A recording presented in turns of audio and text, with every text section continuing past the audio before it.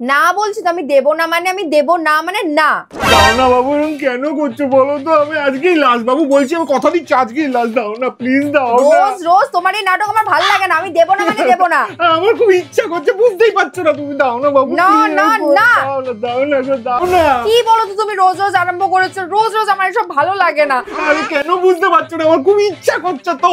না বলছি তো। তুমি শেষবারের মতন দিয়ে দাও, আমি কথা দিচ্ছি আমি কালকে থেকে আর বলবোই না তোমাকে। না না না, প্লিজ বাবু প্লিজ, দাও না গো, দাও না না না।